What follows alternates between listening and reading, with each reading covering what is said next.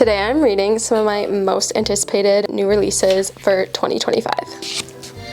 We are getting so many incredible new releases in these next few months, some from my favorite authors and others completing series I'm in the middle of. So, to kick off our next few months of reading, let's pick our first new release. Hello! So the first book I'm going to be starting is First Time Caller, and this was just released in February. I want to say on the 11th, but I'm not sure. Let me check Goodreads real quick.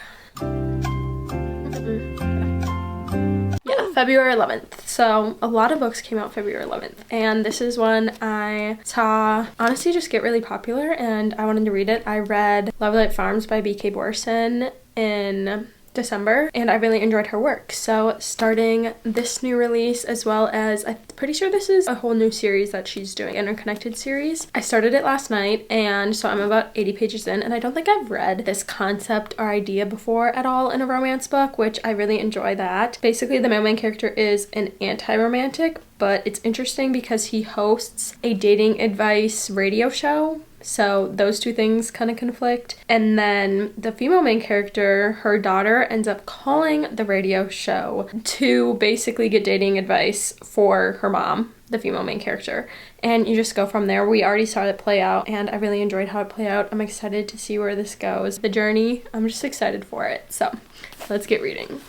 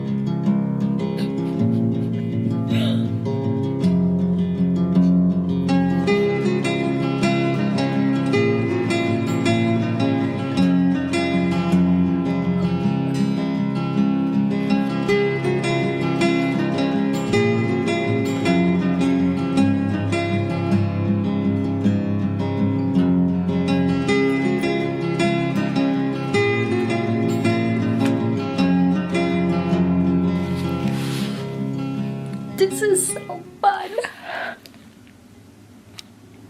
You guys, I'm using a new camera, like a new little one, and I'm kind of obsessed with it. I'm not too much farther on First Time Caller. I think I'm like maybe 40% of the way through. I'm on, oh, I just took my bookmark out. Hold on. Chapter 14, page 160. I think it's really cute. It's very, very slow burn. The male main character, absolutely romance hater, but you can tell there's feelings brewing between the female and male main character, and I think it's so cute, and I'm just getting warm, fuzzy feelings. I also love the female main character. She's kind of shy and embarrassed about saying what she wants or what she's looking for in a partner, but she's a hopeless romantic, and I love that so much. I guess this is based on Sleepless in Seattle, and I've never seen that. Maybe I need to watch that movie. Also, is that based on a book? I feel like I should know that. I'll look it up. So I'm just gonna keep reading. I really enjoyed her writing in Lovelight Farms, but I can tell, I know she's released 3 other books in between Lovelight Farms and this book, and I can tell her writing has gotten, it was already really good, and now I'm very impressed with the differences I've seen, and I don't even know how to describe it. The characters and the emotions that get brought out now because of the words on the page. I'm not getting distracted by little things here and there. I really love it. So I'm gonna keep reading, and we'll see how far I get.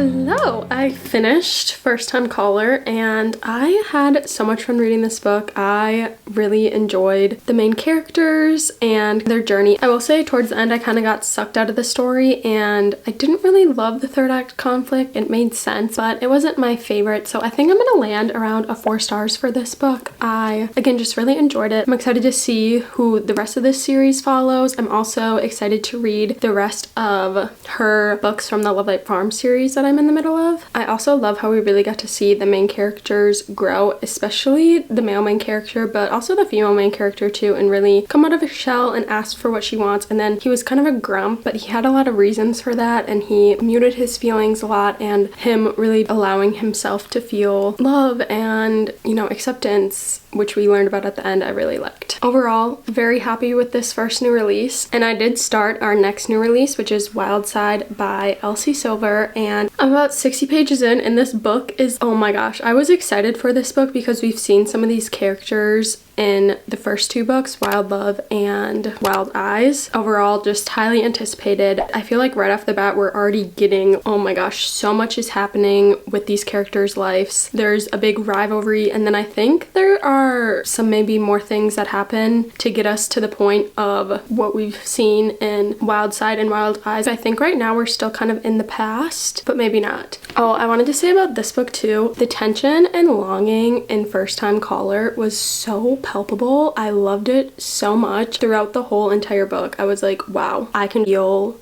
it off the page when they'd have little touches here and there, and it was so freaking good. Okay, I'd always dreamed of my wedding day, but not like this, not looking into the eyes of the man who betrayed me. But when my nephew's guardianship is contested, I decide I'll do whatever it takes to keep him in Rose Hill, even if it means marrying the enemy. Oh, okay, so have not gotten to that part yet. Rice Dupree, a man who is secretive, broody, and completely infuriating, a man whose work takes him away for weeks on end and brings him back covered in mystery bruises, one he won't talk about. In fact, we barely talk at all, which would be fine, except when he's not talking, he's staring, and the way he looks at me is borderline indecent. The tension between us has always been palpable. True, we have definitely seen that, even in the first 60 pages. But living under the same roof is a dangerous temptation. I swear I'd never forgive him, but that was before I knew the man behind the mask. The one who's fierce and protective, the one who's gentle and patient, the one who shows up for us when we need him most. He's not at all who I thought he was, and that makes hating my husband so much harder and loving him just a little too easy. Okay. Wow, I just love Elsie Silver, and I have a feeling I'm gonna fly through this book too because I fly through literally all of her books. They're so easy to read. That's about it. I'm probably gonna go pick up the physical copy at some point today because at this point I have every single one of her books, so it's just gonna keep going. So without further ado, let's keep reading Wild Side.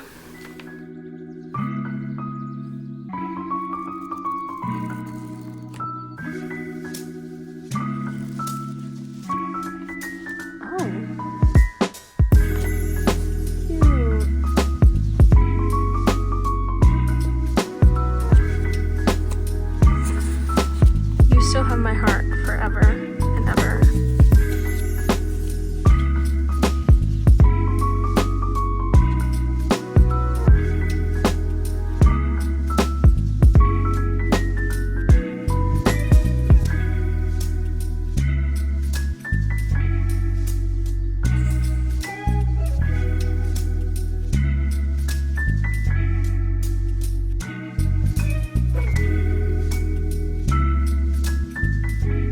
My battery is flashing, so I'm not sure how much of this I can record, but I'm on page 234, so definitely past halfway, and I read a lot of it last night. Again, her books are just so easy to fly through. I feel like I really honestly didn't enjoy the transition from the beginning of the book to now, but now I'm really enjoying it and their change in perspectives on each other because of their interactions and specifically how they see the other person interact with the kid. Basically, there's this custody thing with the kid that they're kind of sharing custody of. It's a very interesting situation that they're in, but I'm enjoying seeing the romance bloom, and I love when they're so down bad for each other, but they just are trying to fight it. It's very prominent in this book, and it hits. Why is it so bright? Anyways, sorry, it hits, and it's hitting in this book for real. I'm enjoying it a lot more now for sure. So I'm gonna keep reading and I'll update you guys when I have any more thoughts. Honestly, I don't really have a lot of thoughts during these books. It's just the vibes. I'm just here for the vibes.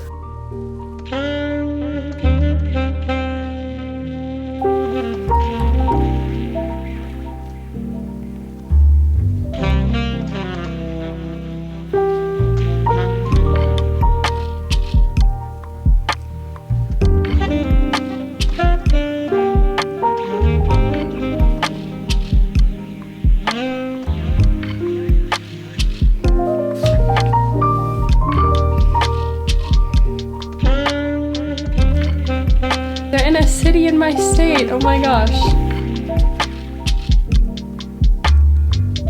Look who's joined us.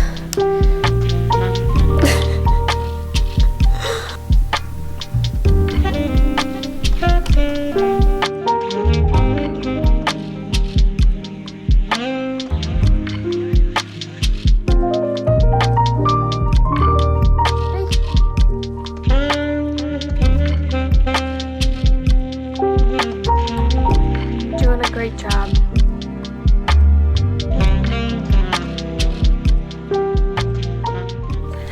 Hello, I finished Wild Side and I'm just never gonna have a bad time with an Elsie Silver book. Granted, at the beginning, I wasn't sure how I felt about them being enemies and then progressing to, you know, lovers. But I ended up really enjoying it because of why and seeing their true nature come out, change their opinions of each other. I really love that. There was also a fun wrestling element that I really enjoyed. I don't think this is my favorite Elsie Silver. I'm not sure if this world, the Chestnut Springs, is god tier, and I do really enjoy Rose Hill and the characters, but it doesn't hit the same for me, and that's okay. I think I'm gonna give this one either a 3.5 or 4 stars. I haven't really decided yet, but I'm very happy I read it. I'm gonna read every single book she comes out with. The way the male main character was so down bad for the female main character, I was obsessed. And also how they acted with the child who they got guardianship of was so cute. I just loved seeing that, their dynamic with them as well. So overall, Elsie Silver does it again. She can't miss in my mind. I don't think these books are for everybody, but if you've read Elsie Silver's works, you've read other small town romances, these are all single parent, and if you like that type of romance book, definitely pick this one up. It was so good. And the lead up to this book too from the other books was chef's kisses. That tension finally dissipates and you just get a lovely story, and I had so much fun. I also loved how witty and their sense of joking with each other, their kind of peeking and prodding in like a fun humoristic way. Love that too. Again, 3.5, 4 stars. We'll see. Sometimes I need to sit on what I think a book will be, because then I change my mind in the future, you know? Putting her back where she belongs. The next book we will be reading, I'm so excited about. I read the first book last year. This is a new release. Duh, this video is all new releases. But this book especially surprised me. I had never read a book by this author before. A lot of people read the first book and loved it. I am the same. I love the first one, and I'm so excited to see the completion of this duology. Hint, hint. Do you know what this book is yet? Maybe, maybe not. I am going to be reading Rebel Witch by Kristen Ciccarelli. I always butcher her last name and I feel so bad. I'm so excited for this book. I read the sample on Kindle a couple pages a while ago when I was kind of getting in a slump and not sure what I wanted to read, but I'm so excited for this book. This one unfortunately is not on Kindle Unlimited. I think the first one still is. The way the last one ended, the tension, the banter, the love, it went from like enemies to lovers to enemies, and we're starting off this book as enemies, and I'm so excited, especially after reading the sample on Kindle last week. I'm pretty sure this became like an instant #1 bestseller too. I'm so excited to see where Gideon and Rune end up. Basically, the first book, Heartless Hunter, is set in this kind of Regency era kingdom.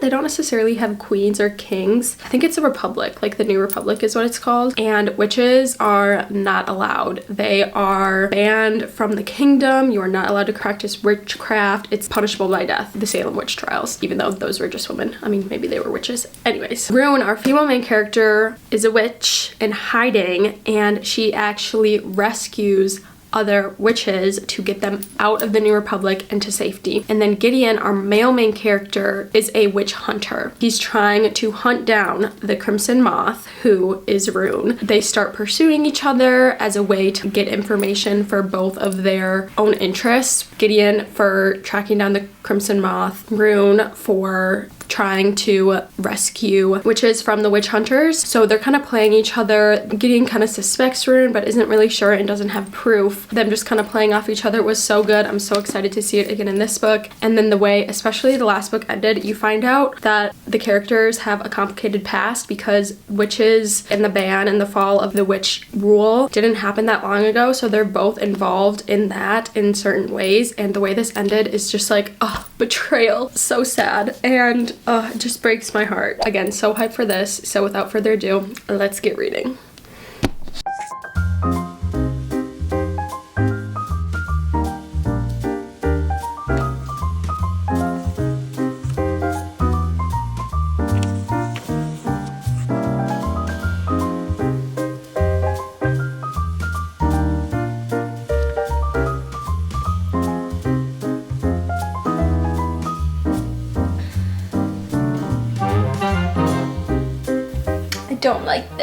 I don't like this. We're starting off strong, like with a bang, action packed.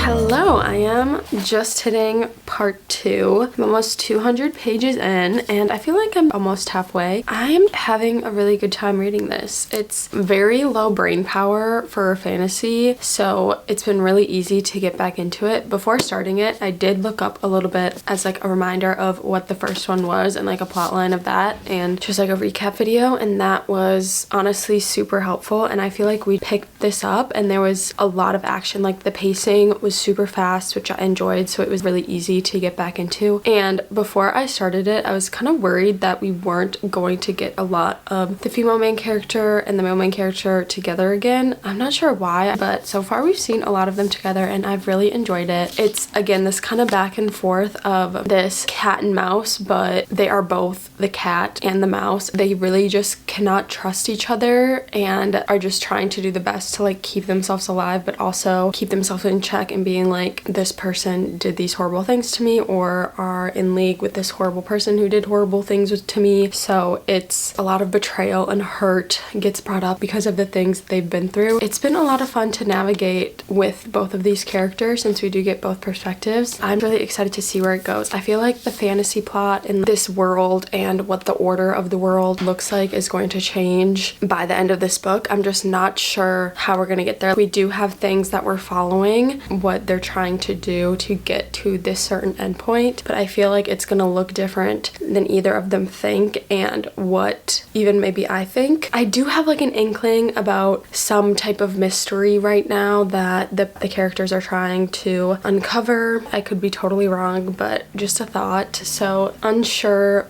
where that will lead us, but who knows? Maybe I'm right, but also could be wrong. I do think I am kind of romanced out. This being not just a romance, but fantasy, I've been really enjoying because I've read so many romance books recently, especially in February, so having a little fantasy has been very nice. So I'm gonna keep reading. I also read a short story on my Kindle, and that was Abby Jimenez's short story. I believe it came out March 1st, and that was The Fall Risk, and I thought it was really cute. I mean, it was only like 80 pages, so it was super quick and easy to digest. I read last year when like a bunch of romance authors published through Amazon, and I thought this one was really cute too. It kind of reminded me of that. It was called, I believe I said this already, The Fall Risk. Cute, funny time. And also, I don't know how Abby Jimenez does it, but the emotional depth from this short thing and the trauma that gets brought up from these two characters in 80 pages was quite impressive. You're learning about Seth and what was her name?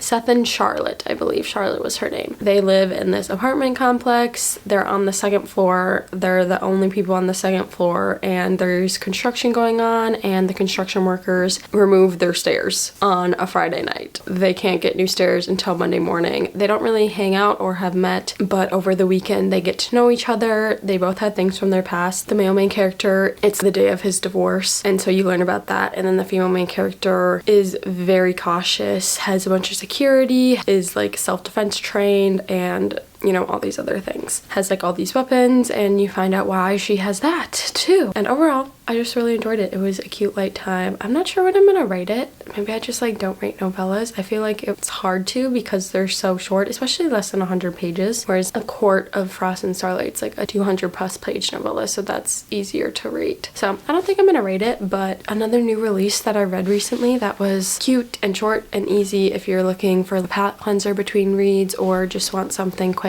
on your Kindle. I'm gonna read anything Abby Jimenez publishes, so happy to have read that. And I do think that counts towards my reading goal. So I'm now at, I think, 23 books out of 100 for the year, which well on track to meet that. We'll see how many I get this year. But in the meantime, I'm gonna keep reading Rebel Witch.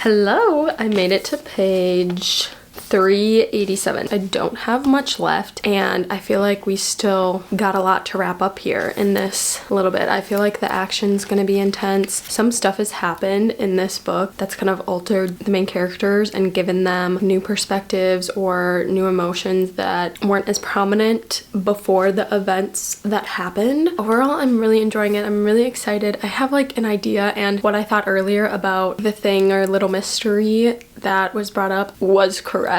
Proud of myself for that one. And I feel like it's just been easy to kind of see where it's going, but I'm still enjoying the ride, and I'm excited to finish it up. Another series off my list, because you guys know that is one of my big goals. Honestly, for the past year-ish has been to finish series that I'm in the middle of. So without further ado, let's finish Rebel Witch.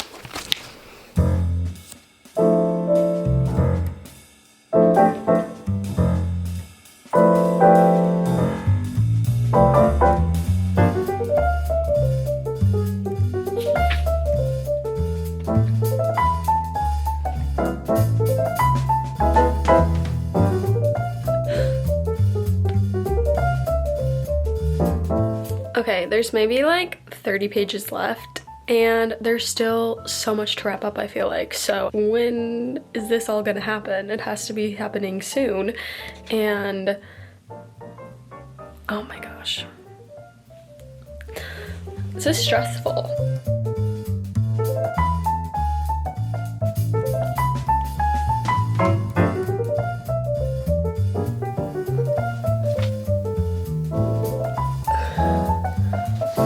I know it's gonna happen, I think.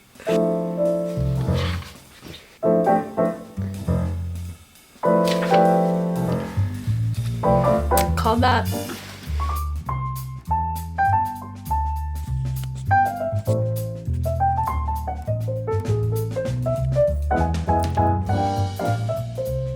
I finished. list. I'm so happy to have completed this duology after reading the first one. Pretty sure I read it last year. I was really wanting to read this one right away. If you haven't read the first one yet, now's the time to read it since the second one is out, because you will immediately want to pick up the second one after reading the first one, and the wait was worth it. I really enjoyed this one too. The vibe was totally different. We're now kind of in a war setting, and as the first one felt more kind of Victorian and had more of that atmosphere, this one definitely skewed towards more like adventure, expanding the world. It did still have that kind of Victorian essence with the ships and the kingdom and the palace and the countryside and all of that, but it was definitely heavier in terms of the tone and the atmosphere because of the new threats that have arose. This book was so fast-paced. I swear something was going down on every other page, and literally right up to the very, very end. Like I mentioned before, there was only 30 pages left, and I still was like, what's gonna happen? I will say I did call a lot of what would happen in this book. There were still some surprises to me, but I'm honestly okay with that. It was just a fun time, and I had a really good time following along these characters. I love Rune and Gideon's story. I loved the ebb and flow of their relationship and where they ended up. It was just a really good time and a really enjoyable read. Is this my favorite fantasy series ever or duology ever? No. Am I happy I read it? Absolutely. I'm thinking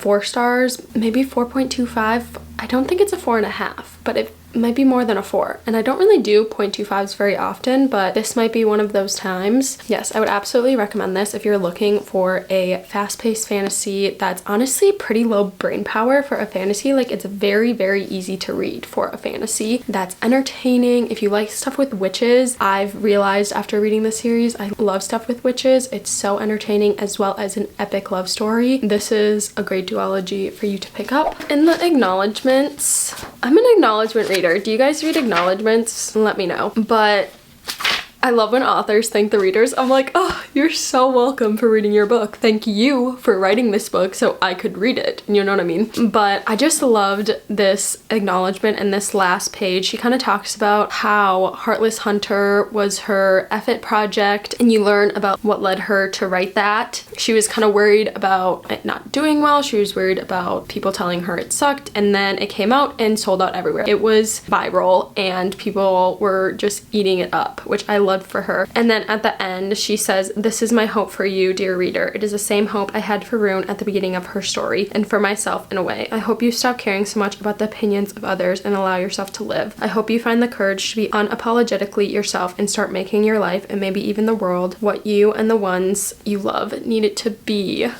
If you read this book, you'll kind of understand the end and understand like that lessons, but I just love the sentiment there about being unapologetically yourself, like not worried about what others think about you. When I started uploading on YouTube, honestly, like the biggest thing that got in my way from years before, it was like, I don't have anything to say, what are people gonna think about it, blah blah blah. And like even now when people bring it up, I get like, I'm like, but I'm like, no, this is so fun. I love doing this. I love reading. I love talking to you guys about books, and I just hope to continue to do that in the future. I hope to get better in how I convey my thoughts and feelings, what the book is about, as I keep doing this. So yeah, I just love that sentiment at the end. I love reading acknowledgements, and then I also love, what is it? Oh, dedications. Dedications and acknowledgements, even though it's like not a part of the story. I love getting to read what they say and what the authors put in them in each of the books I read. And this is the last new release I will be reading for this video. So as always, thank you so much for watching. If you've read any of these books, I would love to hear your thoughts and opinions. I'm so excited. This is just a start, I feel like, of this spring new release season. There's so many new releases coming out. So if you have any video ideas of things you'd want to see me read those books in, let me know. And again, thank you so much for watching. I hope you have a beautiful rest of your day. And if you enjoyed this video, don't forget to like and subscribe, and I hope to see you in the next one. Bye!